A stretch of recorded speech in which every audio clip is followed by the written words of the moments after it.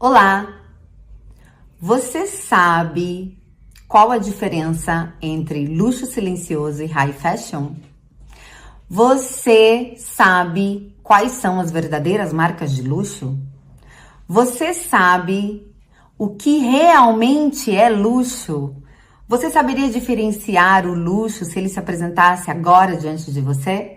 Eu sou Simone Ribeiro, consultora de imagem, especialista em perfil comportamental em Madrid, na Espanha, e vamos falar hoje sobre luxo silencioso e high fashion.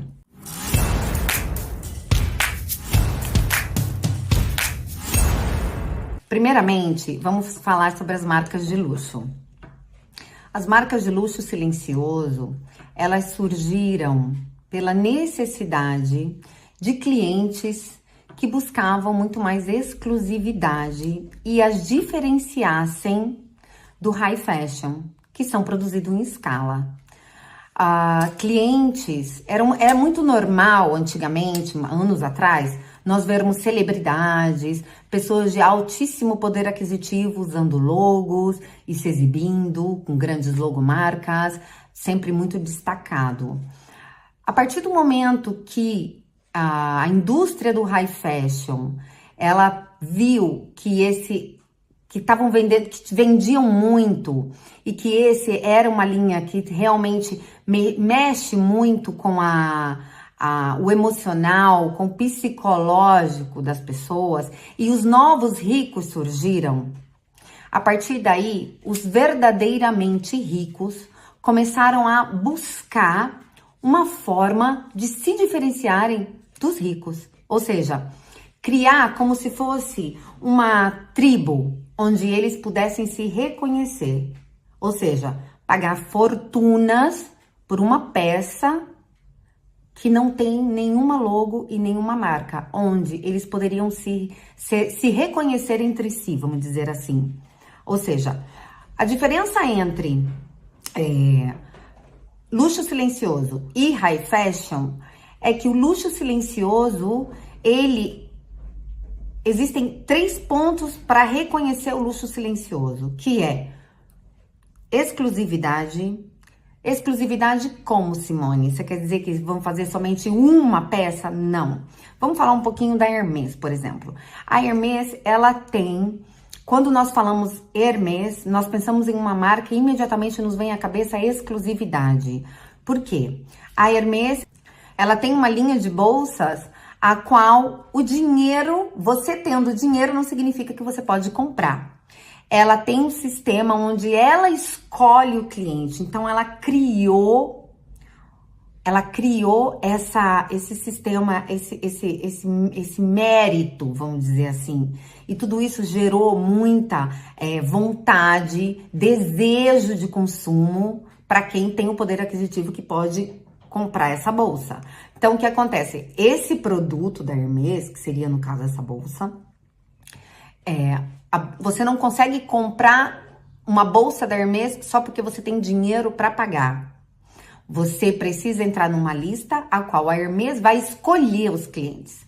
Então, essa é uma técnica também para gerar mais desejo e exclusividade. Então, é isso que aconteceu com o passar dos anos. Com os novos ricos chegando, seria como se os verdadeiramente ricos quisessem criar um afastamento, quisessem criar um diferenciamento, quisessem se diferenciar através da qualidade, exclusividade e artesania. Esses são os 3 pontos principais do luxo silencioso, que se diferencia muito do high fashion, porque o high fashion, ele é produzido em escala.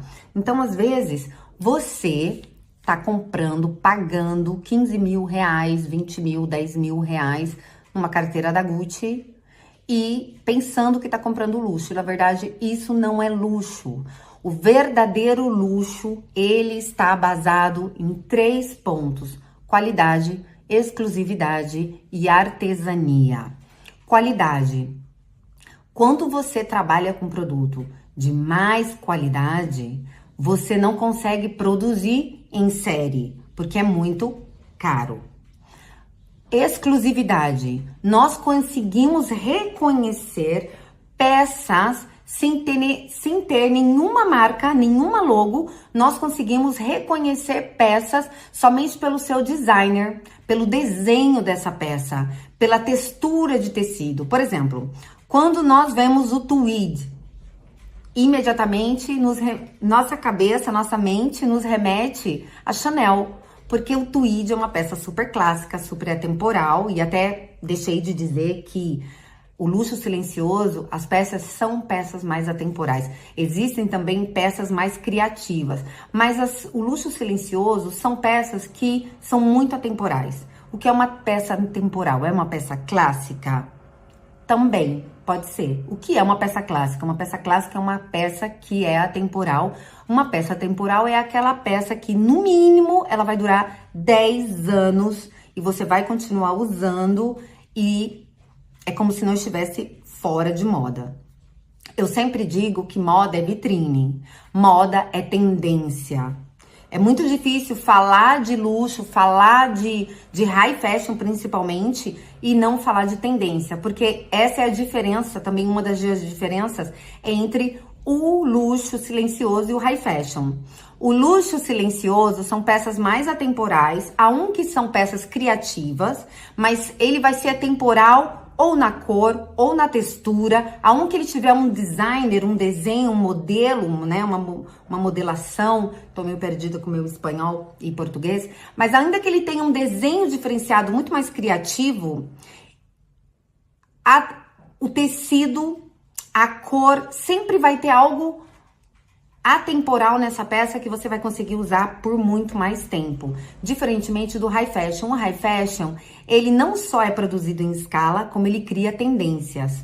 O último ponto do luxo silencioso, dos 3 pilares do luxo silencioso, que eu disse que é a qualidade, a exclusividade e agora é a artesania. Simone, artesania, como assim? Sim, são peças que são confeccionadas, que são produzidas, muitas vezes sim, com a ajuda de equipamentos, de máquinas, principalmente para costurar uma tela, por exemplo, de couro, para produzir bolsas mais exclusivas, mas é tudo feito à mão. É um trabalho muito mais minucioso. Ela é pintada à mão, ela é lixada à mão, ela é costurada aí, claro que é a máquina que vai fazer o trabalho, mas é como se fosse antigas. Eu não sei se vocês já viram, provavelmente vocês devem ter visto já publicidade da Gucci, por exemplo, que a Gucci ela se baseia muito, desculpa o espanhol, ela se baseia muito nisso, que é uma firma familiar, que é uma firma centenária. Realmente, muitos dos produtos da Gucci são produzidos manualmente e essas são as peças mais caras da marca. Então, por exemplo, artesanal. A Brioni, por exemplo, é uma marca de moda masculina italiana, onde é muito famosa por produzir os seus ternos, porque são feitos à medida e são feitos à mão. Então, a artesania é um ponto muito importante que diferencia muito o luxo silencioso do high fashion. O high fashion, a maioria é feita em grande escala. Se você hoje entrar num site da Gucci, da Prada, dessas marcas Dolce & Gabbana, que são essas marcas mais conhecidas, e nós, inclusive, conhecemos essas marcas por serem muito forte a linha high fashion delas, nós vamos ver que você consegue comprar o que você quiser. Quando você busca uma marca que tem o luxo silencioso, você não consegue comprar o que você quer. Você precisa pedir para fabricar, você precisa de um tempo de espera maior, você precisa ir até a loja. Muitas peças não estão disponíveis online.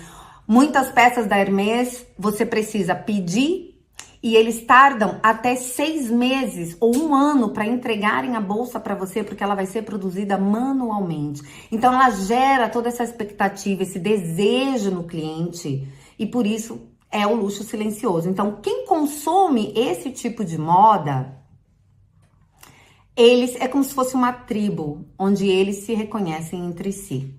Vamos falar agora sobre tendência. A geração Z, está claro que o luxo silencioso é o novo amor da geração Z. O que é a geração Z, Simone? Para quem não conhece, e nunca ouviu falar sobre a geração Z. A geração Z é essa geração que nasceu imersa no digital. São essas pessoas que já nasceram e a internet já faz parte do mundo. Eu, por exemplo, não posso me encaixar nessa geração, porque eu nasci bastante antes da internet e tive que aprender, depois de já um pouco mais velha, a usar a internet. Então a geração Z é essa geração que já nasceu imersa na internet, no digital. Hoje em dia as escolas já não tem mais livros, são iPads. Então essa geração é uma geração diferente de antes. Antigamente, como eu disse, nós estávamos acostumados a ver grandes celebridades usando o high fashion como se fosse luxo. E hoje o luxo não é mais o high fashion. Então é muito importante para nós sabermos diferenciar o high fashion do luxo silencioso.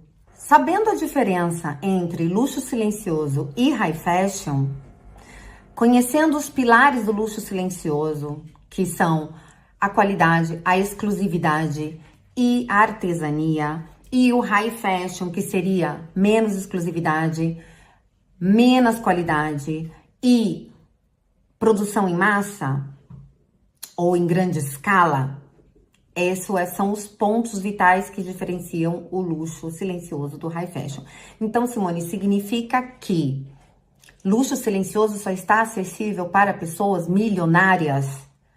Se nós sabemos a base do luxo silencioso, depende muito da nossa intenção, ok? É aqui que entra realmente a questão da comunicação, que é o que eu amo falar sobre isso em consultoria de imagem, a questão da alfabetização visual, da comunicação. Então, vamos lá. Se a intenção é mostrar poder aquisitivo, obviamente, o lógico seria a aquisição de peças muito mais exclusivas e caras.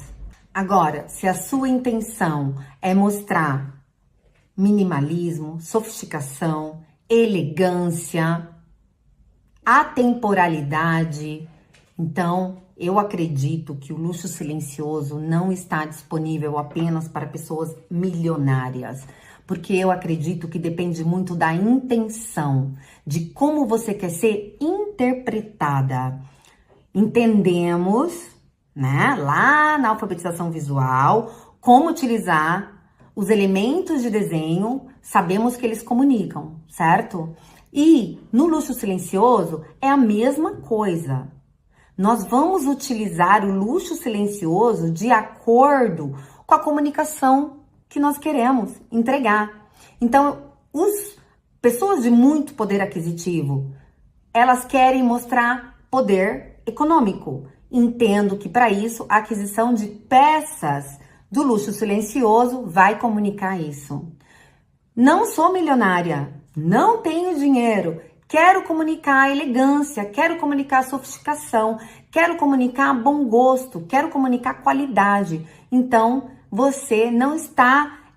o luxo silencioso ele não está exclusivo apenas aos milionários. E eu te convido a provar, a pesquisar sobre marcas. Existem hoje no mercado marcas muito pequenas e até mesmo desconhecidas, principalmente eu estou na Europa e existem aqui, por exemplo, na Espanha, fabricantes de sapatos, na França, fabricantes de bolsas, que são super exclusivas, são bolsas feitas à mão, e assim, não tem nem comparação com o preço de uma marca super famosa onde vende o luxo silencioso, com tanta exclusividade, como por exemplo as bolsas da Hermès, algumas linhas das bolsas da Hermès que são exclusivas, tanto que eles escolhem o cliente.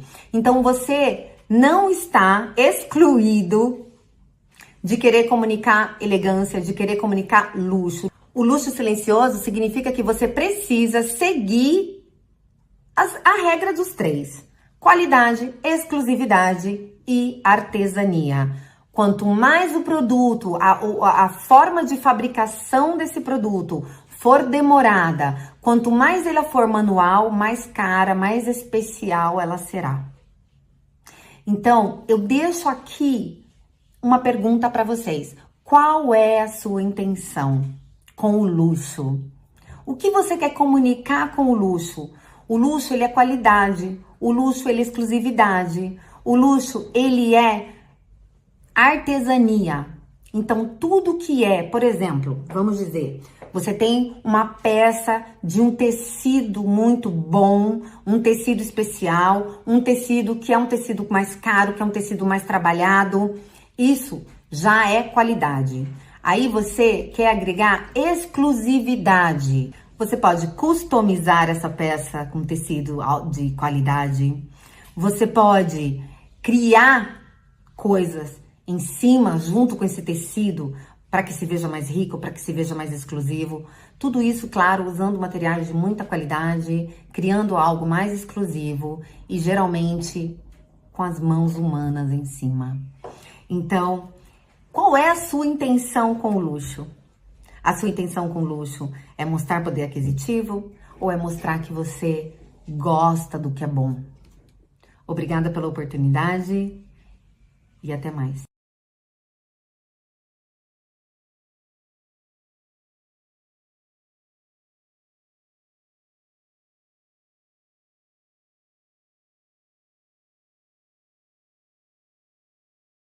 Olá, tudo bem com vocês? Sejam muito bem-vindos.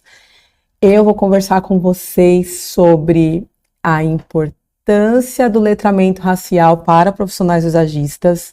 Muito bom dia, é um prazer estar aqui com vocês. Vocês estão animados? Eu estou muito animada, estou muito contente de estar aqui com vocês mais um ano. Que alegria, gente, que prazer, que coisa boa. Compartilhem esse evento, tá? E aproveitem muito, que tem muita coisa boa por aí.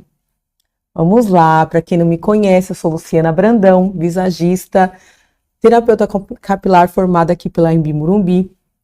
Sou mestranda em visagismo pela USP e fiz alguns cursos aí na minha jornada, né, voltada à antropologia, faço essa alusão à questão de beleza com a sociedade, a cultura. Tem outros cursos de ações afirmativas também na área da beleza. Fiz uma formação na Angola, na França e nos Estados Unidos também. E isso sempre trabalhando por questões voltadas para autoestima, valorização, que é importante para a gente dentro da nossa profissão. Vou deixar uma frase aqui para vocês, que eu gosto de iniciar sempre com uma frase, né? Então, essa frase é da Gia Tolentino. O primeiro passo para construir uma autoestima sólida é acreditar em si mesmo e reconhecer o seu valor. Então, quando a gente se reconhece, eu acredito que quando a gente se reconhece, a gente também consegue reconhecer o outro. Então, é muito importante se conectar com você mesmo, tá bom? Vamos falar sobre letramento racial. O que é isso, Luciana? Letramento racial. Essa terminologia de letramento racial foi usada pela primeira vez, se tem disso, pela antropóloga norte-americana Frances Twain. A Frances, ela acreditava que o letramento racial é um conjunto de estratégias para formar indivíduos, abrangendo conjuntos das instituições, família, escola, organizações como um todo, discutindo a problemática de concepções racistas que dizem respeito ao racismo estrutural, que nós vamos falar mais para frente, uma alfabetização para a percepção de códigos sociais e desconstruir formas eurocêntricas, tá? Então, é importante a gente saber esse conceito. É uma alfabetização, né? Um aprendizado. Um aprendizado sobre raça, né? Sobre questões de negritude, tá bom? Vamos lá. Para entender as questões da importância do letramento racial, o que é, a gente precisa entender algumas terminologias que são usadas muitas vezes de forma incorreta ou incompreendidas. Então, eu vou falar aqui um pouquinho para vocês. Vou separar essas terminologias, eu vou ler mesmo, tá? Como tá no slide, se quiser printar, fica à vontade, tá bom? Não esqueçam de interagir no chat também, então manda mensagem pra gente, dúvidas, sugestões, estamos aí. tá? Então, a gente vai respondendo também, manda mensagem, tá? Então, primeiramente, raça. O que que é raça? Raça refere-se à classificação de grupos de pessoas com base em características físicas distintas. Essas características físicas distintas, elas podem ser tanto dentro de um grupo, num país, quanto pessoas migrantes fora do país natal, ou da miscigenação, ou descendentes de uma cultura, mas que fazem parte, que estão em outro país, tá? Então, pessoas que têm características distintas. Então, a gente fala de raça, tá? O colorismo. O colorismo é uma questão muito delicada aqui no Brasil. O colorismo é discutido muito no Brasil, tá? Então, vai ter algumas questões sobre negritude. Na verdade, isso acontece no mundo inteiro, tá, gente? Então, coisas que nós discutimos aqui no Brasil não são discutidos em outros países. Então, são características estudadas dentro da nossa relação, dentro da nossa miscigenação, dentro da nossa cultura brasileira. Então, nós discutimos colorismo. O colorismo é algo delicado, por quê? Porque, a princípio, o conceito de colorismo era fazer com que as pessoas se embranquecessem. E a ideia no período colonial era que as pessoas se embranquecessem no máximo 100 anos, e eles acreditavam que trazendo pessoas de outros países iriam dizimar os negros da sociedade. Então, quem não viu, dá uma olhada na arte que chama Redenção de Cã. Na Redenção de Cã, você vai observar a imagem de uma mãe preta, a sua filha miscigenada, o marido branco e um bebê branquinho. O bebê branco. Então, a ideia era que, nesse processo, fosse abolida a negritude. Já, atualmente, nós estudamos o colorismo como uma forma dos processos de miscigenação no Brasil e como existem variações de tons de pele, tá? E isso não tira a etnia, a raça de uma pessoa, porque o tom de pele dela é mais escuro ou mais claro, tá bom? Viés racial. O que é viés racial?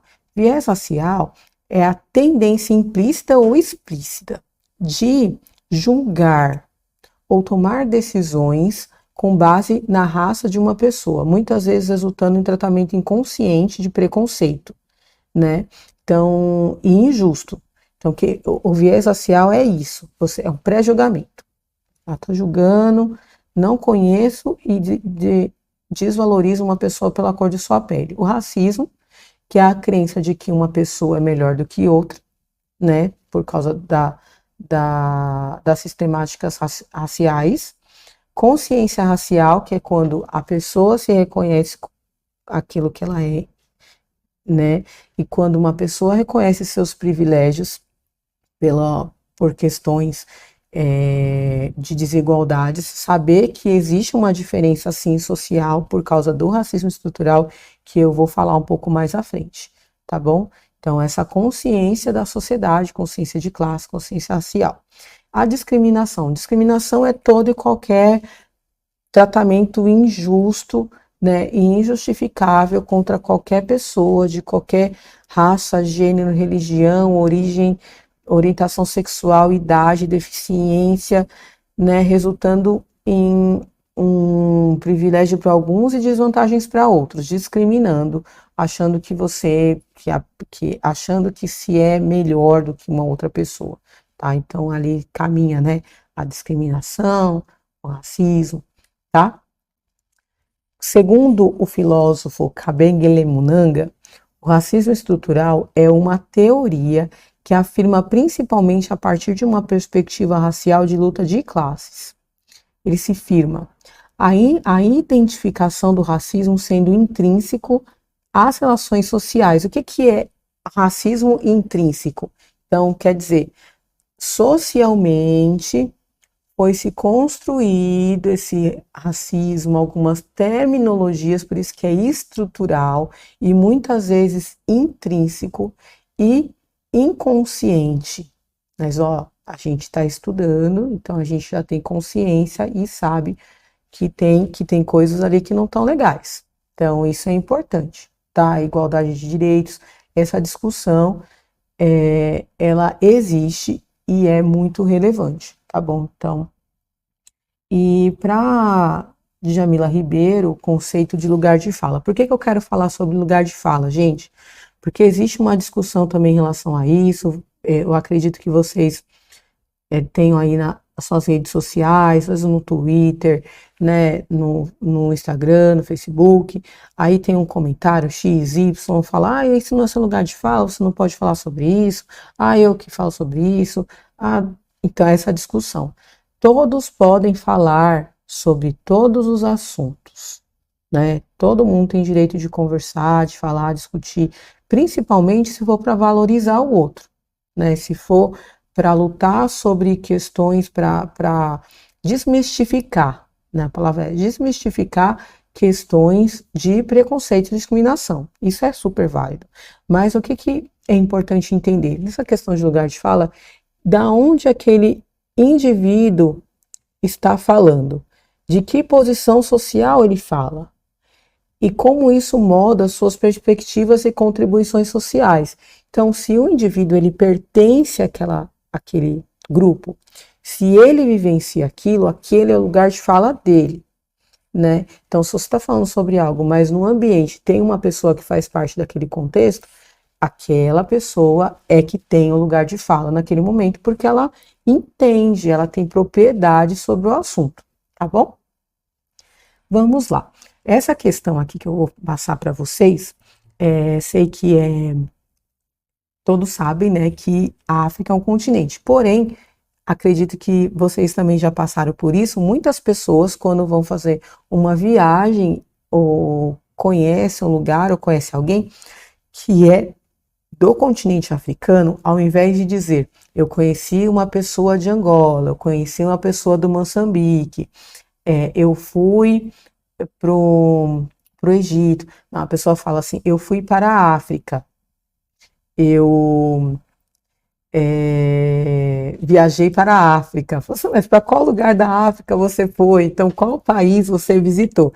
Então, o continente africano é o terceiro maior continente do mundo, possui 54 países, 48 no continente e 6 insulares. Então, assim, então tem 54 países, 48 no continente e 6 insulares. A população média é de 910 milhões de habitantes. É muito país, é muita gente para a gente limitar.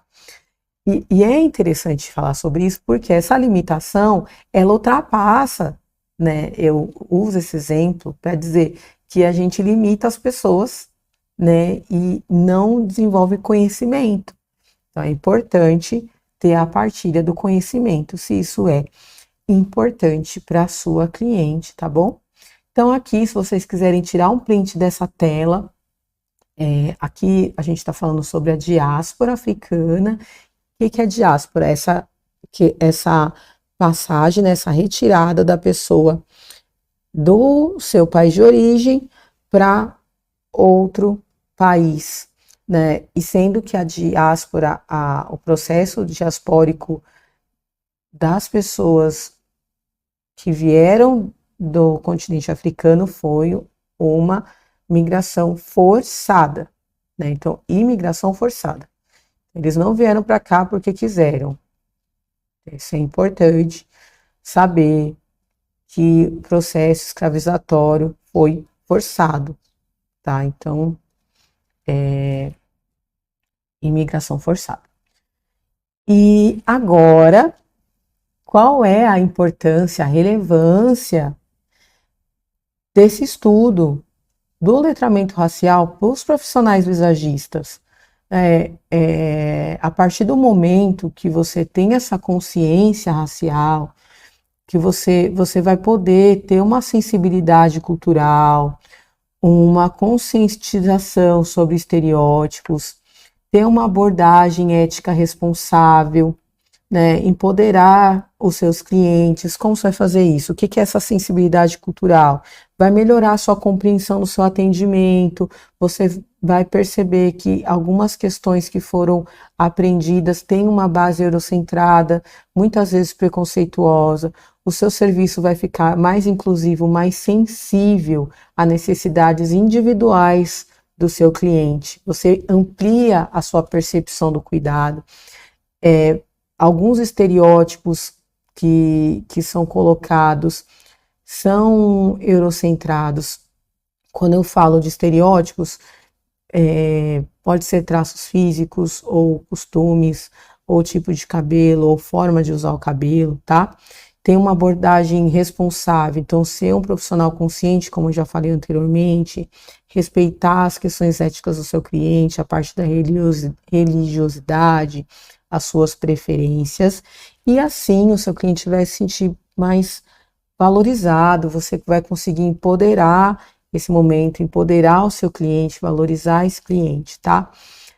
Outra questão são as terminologias. Aqui, gente, eu sei que muitos de vocês, com certeza já ouviram falar de alguma dessas palavras, tá? Então, gente, por favor,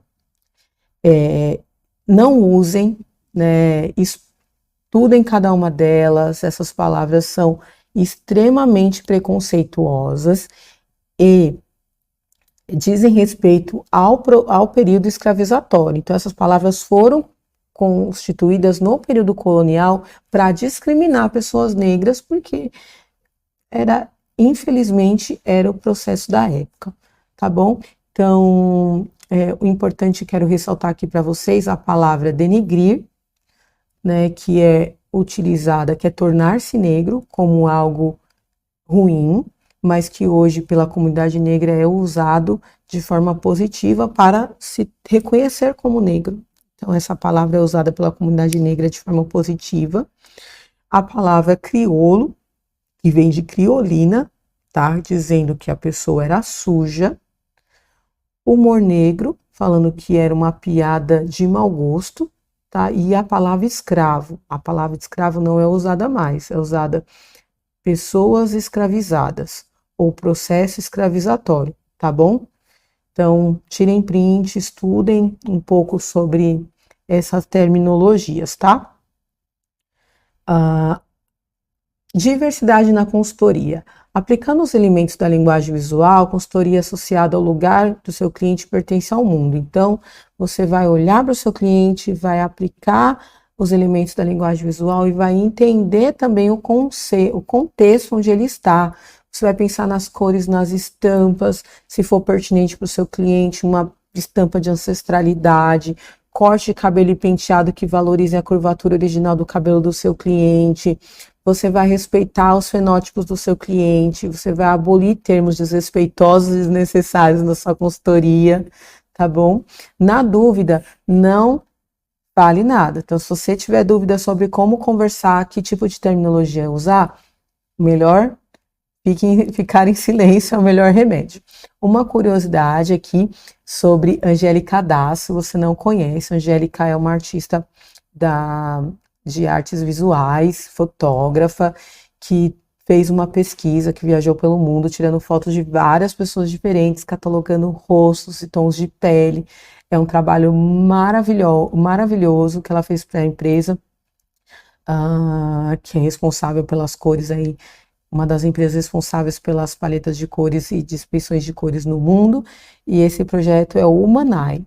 Então, pesquisem, é incrível, e aí mostra essa questão da diversidade, é um trabalho muito bacana. Aqui alguns tecidos para vocês conhecerem, essa macaca quente e as cupalanas. Como eu falei para vocês, ó, tecido, só alguns tecidos, tem milhares de tecidos, mas eu trouxe alguns que são usados geralmente aqui no Brasil, tá? Então, essa macaca oriundo da Angola, o quente do povo assante e as cupalanas, as capulanas do povo moçambicano, tá bom? E é importante, né, a gente conhecer esses tecidos, porque é utilizado muitas vezes aqui no Brasil e são tecidos lindos. Aqui eu deixei também a questão do cabelo para vocês Por quê? Porque existe um preconceito em cima dos penteados africanos. Gente, são penteados, são importantes. O que você pode falar sobre isso? Você pode orientar o seu cliente sobre cuidados com o couro cabeludo, cuidados de saúde, mas não pode ter uma visão preconceituosa. Essa visão preconceituosa faz parte da colonização, foi marginalizada nesse processo.